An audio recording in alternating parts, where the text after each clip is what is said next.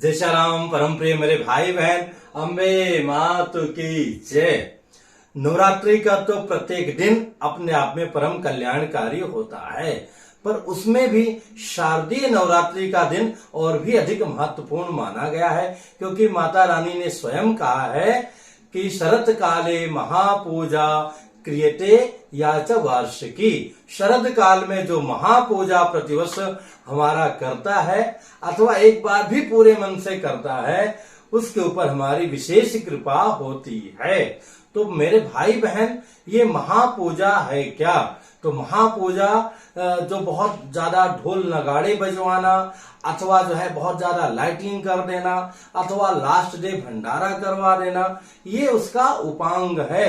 ये मेन जो है व्यवस्था नहीं है। जैसे कि इंजन सबसे मेन होता है, कहीं भी हम कुछ भी ढूंढते हैं, तो वैसे ही जो है जो महापूजा की बात आई है कि माता रानी के चरणों में बैठकर हम उनकी सेवा करें। अब उसमें भी 9 दिन करना तो बहुत ही कठिन है, तो पूरे नवरात्रि में जो सबसे उत्तम दिवस माना गया, तिथि माना गया है, वो अष्टमी तिथि मानी गई है, जो 2023 में 22 अक्टूबर रविवार के दिन प्राप्त हो रही। रविवार होने के कारण आप लोग अच्छी तरह से आनंद ले सकते हैं। हालांकि ये पूजा दिन में किया जाए तो बहुत ही सबके लिए सुलभ रहता है, लेकिन अगर जीवन में कष्ट है, यानी कि मुकदमेबाजी से आप परेशान हैं अथवा दवा करा के हार चुके हैं, भूत प्रेत की बाधा से ग्रसित हैं, कहीं भी दिखाते हैं बीमारी नहीं निकलती है और ब्लीडिंग होती है, अथवा बच्चा मूर्छित होता जाता है अथवा दवा काम नहीं करती है, तो ये सब कहीं ना कहीं भूत प्रेतादि बाधाओं से व्यक्ति ग्रसित होता है।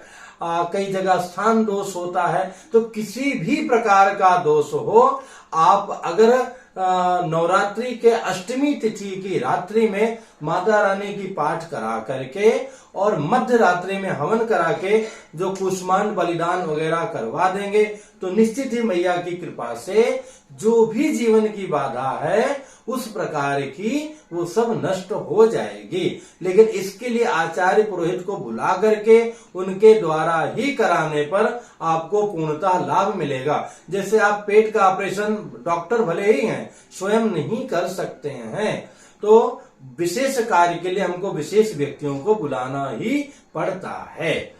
अब हम मान लिया इस प्रकार की बाधा नहीं है, हम दिन में ही अथवा संध्या वेला में अथवा रात्रि में महापूजा करना चाहते हैं माता रानी की, तो क्या करें? तो महापूजा में सर्वप्रथम तो भैया मैया का अभिषेक होता है, जो इनका मूर्ति स्वरूप है अथवा सुपाड़ी स्वरूप है, चलो वो दोनों रहता ही है।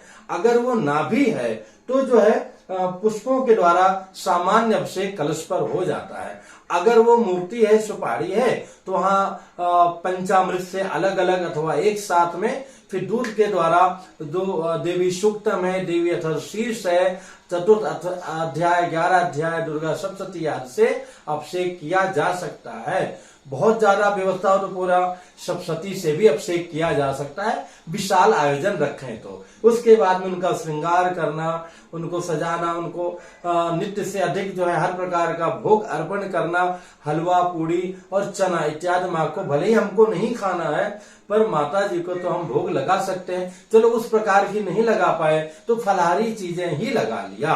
अब उसके बाद में आरती इत्यादि करके फिर विशेष जो है 108 नहीं तो 1008 जो है, जैसे ये अड़वल का पुष्प है, कई जगह गुड़वल भी बोलते हैं, अथवा कमल का पुष्प है अथवा बेल पत्र है, ये सब भी नहीं है तो फूल तोड़ तोड़ करके जो है 1008 अर्पण कर दिया, वो भी नहीं कर सकते हैं। तो चावल है, चावल को हल्दी और कुमकुम से चावल को धो करके उसमें चंदन, अष्टगंध, हल्दी, कुमकुम मिला करके, केसर है तो भी मिला करके और एक एक नाम से अर्पण करते गए। अब आप कहेंगे नाम क्या है? तो माता जी का दुर्गा सहस्त्र नामावली आती है, वो भी नहीं है तो कोई बात नहीं है, आप माला ले लीजिए और लेफ्ट हैंड में माला रख लीजिए। अगर अकेले कर रहे हैं, पति पत्नी है, तो आपने माला ले लिया और पत्नी जी चढ़ाती गई।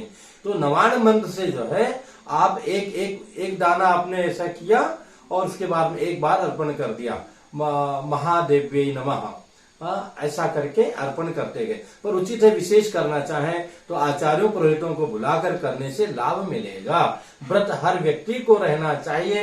ये अष्टमी का भैया मेरे बहुत बड़ा महत्व है, तो इसका पूर्णतः लाभ लीजिए। हाँ, कन्या का भोजन वगैरह है, आप इतनी बड़ी पूजा करते हैं तो अगर पूरी नवरात्रि आप रखा है तो फिर नवमी में ही कराना उचित है। पर दोनों दिन भी कर सकते हैं। माता का रूप मान करके 3 कन्या को भी उस प्रकार से आप पूजा करके जिमा सकते हैं। और बाकी प्रॉपर तो हवन के बाद नवमी को ही करना चाहिए। तो ये अष्टमी का जैसा कि जो अर्चन करने के लिए बताया, बादाम भी है, दक्षिणा भी है, मतलब रुपया भी है, सिक्के भी है, और उस प्रकार से लौंग है, अलग अलग कामनाओं के लिए है। लेकिन लौंग, चावल और पुष्प तो हर एक कामना के लिए है, अथवा जो भी आपके पास उपलब्ध है उन्हीं से आपकी हर कामना पूर्ण हो सकती है, अगर हम श्रद्धा, विश्वास, तन मन धन से अर्पित होकर माता रानी की सेवा करेंगे। महापूजा नहीं कर पाए तो भी कोई बात नहीं, बीमार रहते हैं, कुछ ऐसा है तो सामान्य पूजा तो अवश्य करना ही चाहिए। माता रानी की कृपा बनी रहे, जो विशेष पूजा करें उनके ऊपर विशेष कृपा बनी रहे। इन्हीं निवेदन के साथ में वीडियो अगर उचित लगे तो शेयर वगैरह भी करना चाहिए। लाइक अगर लगे तो लाइक कीजिए, नहीं शेयर तो अवश्य कीजिए। पुनः मिलूंगा एक नई जानकारी के साथ में। जय श्री राम।